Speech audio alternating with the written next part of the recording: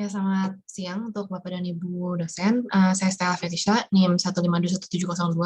Pada hari ini saya akan menjelaskan kembali mengenai hasil akhir dari tugas akhir saya yang berjudul Human Animal Bonding Environment sebagai pendekatan perancangan fasilitas rekreasi restoratif di Sentul City.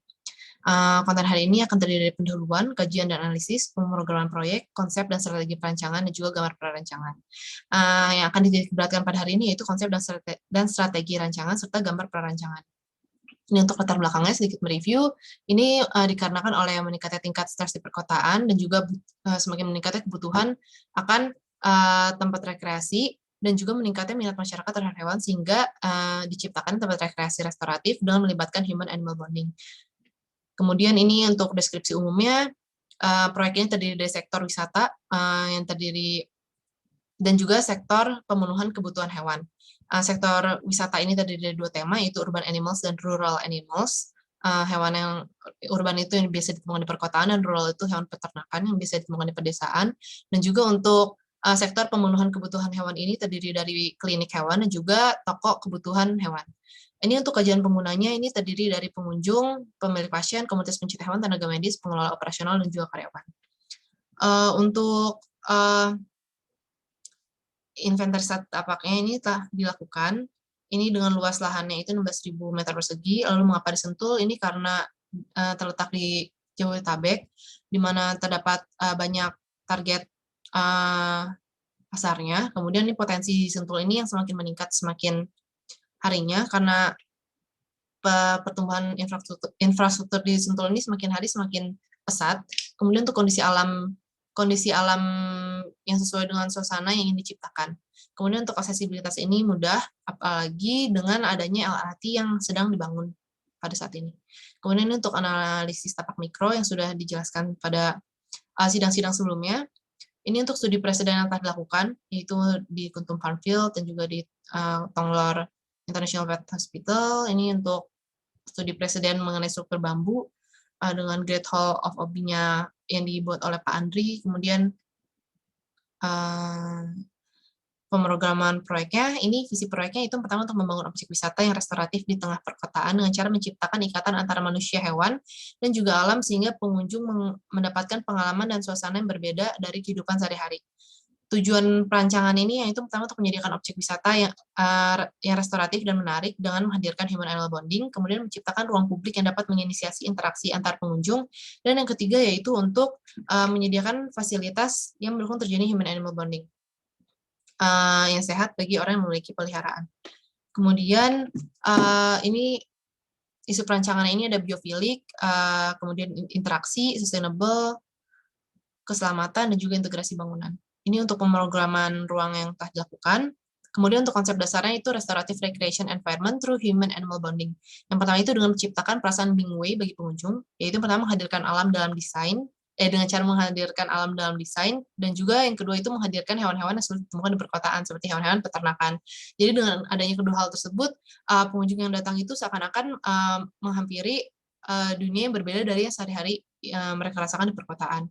Kemudian yang kedua itu menciptakan ikatan yang sehat antara manusia dan hewan, yaitu dengan cara menyediakan fasilitas untuk menjaga kesehatan peliharaan, dan yang kedua itu mendesain spasial yang baik untuk hewan. Yang ketiga itu memicu terjadi interaksi. Yang pertama itu untuk mendesain ruang publik dengan sosiopetal, ini interaksi antar pengunjung, dan yang kedua itu menyediakan ruang publik yang dapat diakses oleh hewan peliharaan, di mana interaksi yang terjadi ini antara pengunjung juga dengan hewan peliharaannya. Ini untuk strategi pengorganisasian ruang, ini dari aspek zonasi, seperti dilihat, ini yang di atas ini, sebelah kiri atas yang bangunan oranye ini merupakan wisata urban, yang terdiri dari pet cafe, pet park, pet pool, dan juga saung. Ini terletak pada bagian belakang lahan dengan kontur tertinggi.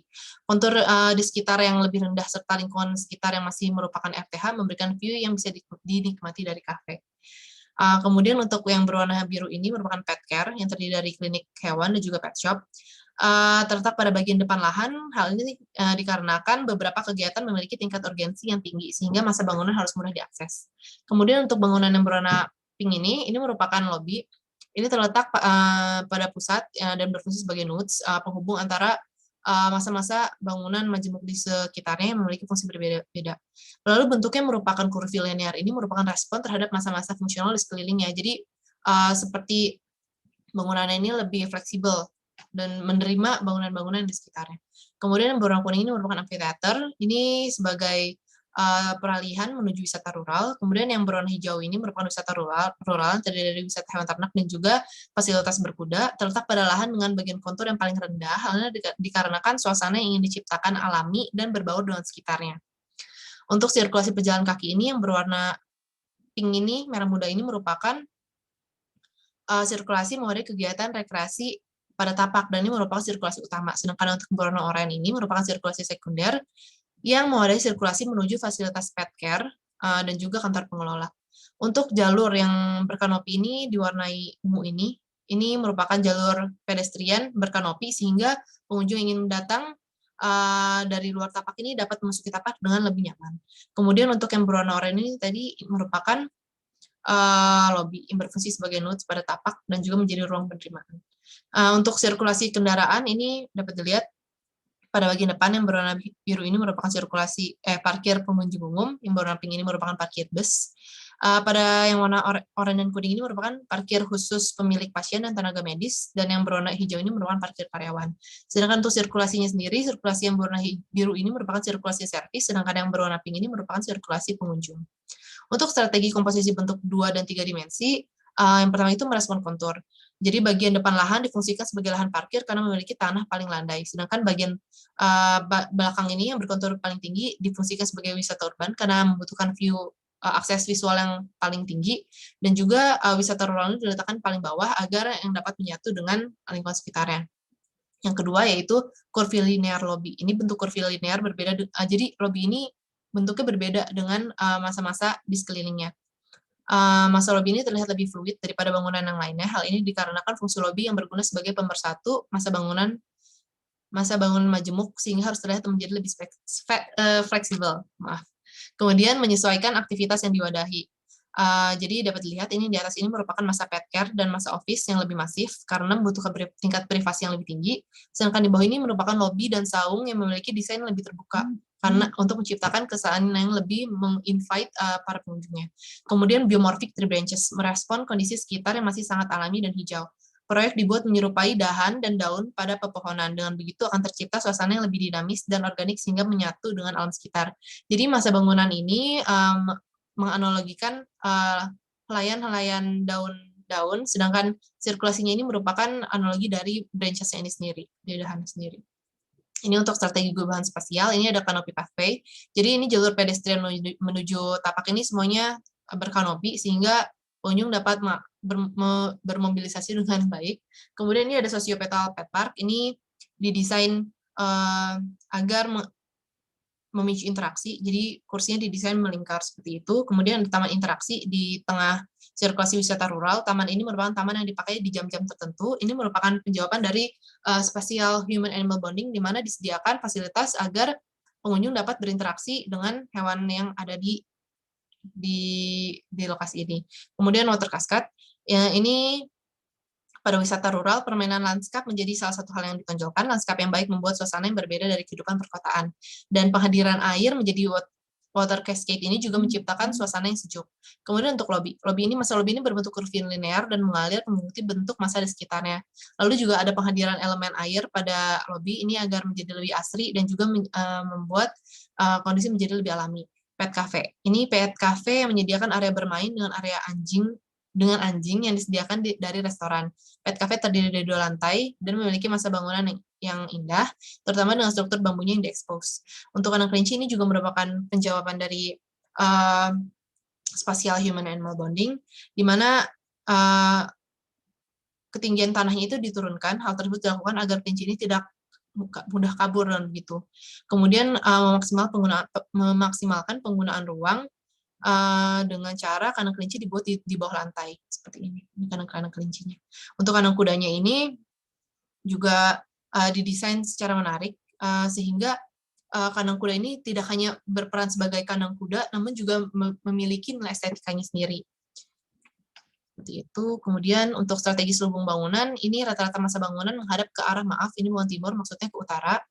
ke utara. Hal tersebut dikarenakan untuk menghindari sinar matahari langsung dari arah barat pada siang hari. Selain itu, atap bangunan juga memiliki kemiringan lebih 30 derajat dan teritisan minimal 1,5 meter agar saat hujan air tidak masuk ke dalam bangunan. Ini dinding pada atap bangunan ini banyak yang bermaterialkan kisi-kisi anyaman bambu sehingga angin tetap dapat mengalir. Ini dapat dilihat ini bangunan di sini, bangunan pada proyek ini kebanyakan merupakan exposed bamboo structure bangunannya. Kemudian semua masa pada lahan menggunakan atap jerami. Selain untuk menjaga suhu di dalam bangunan, atap jerami juga merupakan bahan yang mudah didapatkan di lingkungan tapak. Kemudian banyak masa bangunan pada tapak ini menggunakan skylight untuk memasukkan cahaya alami. Kemudian kisi-kisi anyaman bambu pada kedua sisi bangunan memungkinkan tetap terjadinya pertukaran udara sehingga sistem cross ventilation bangunan tetap berjalan dengan baik. Ini terjadi pada bangunan-bangunan yang lebih masif seperti klinik dan juga office. Walaupun mereka masif, mereka menggunakan dinding dari kisi-kisi bambu sehingga udara tetap dapat menembus pori-pori selubung bangunan.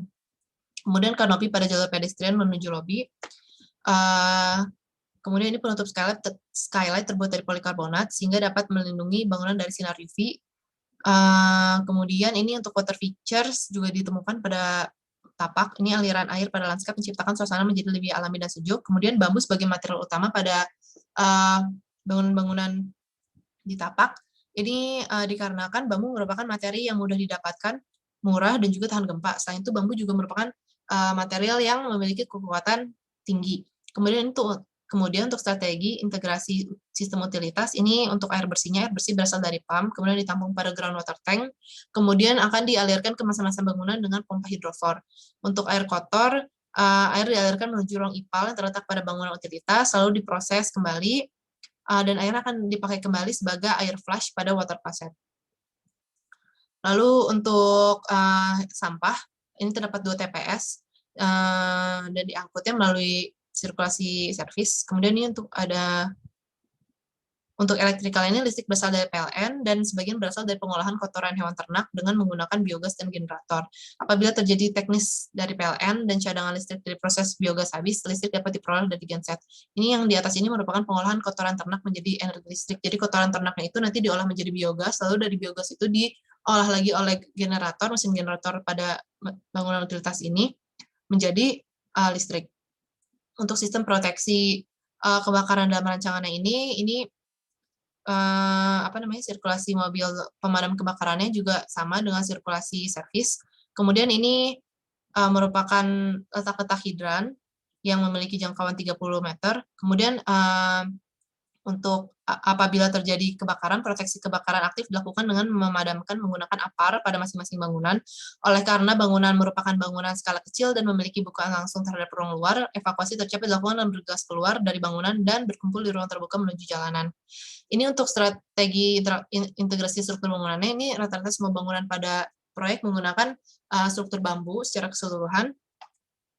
Yang menggunakan kolom beton hanyalah klinik dan juga office karena bangunan itu lebih masif seperti itu. Ini untuk rencana tapaknya dapat dilihat seperti ini. Ini potongannya, ini wisata urban pada kontur tinggi dan wisata rural pada yang lebih rendah.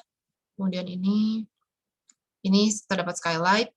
Ini lobby yang tadi saya katakan bentuknya lebih seperti fluid. Ini pet cafe. Ini klinik hewan. Ini tadi dinding-dinding kisi yang dapat ditembus oleh angin. Kemudian ini kantor pengelolanya. Kantor pengelolanya juga ini tadi saya katakan ini memiliki kisi-kisi sehingga angin tetap dapat memasuki bangunan. Ini untuk modul saung. Ini kandang kuda dengan skylight-nya. Terus ini kandang kelinci dan marmut. Ini bangunan utilitas terdapat 3. Kemudian ini potongan-potongan prinsip dari bangunan. Ini untuk perspektifnya.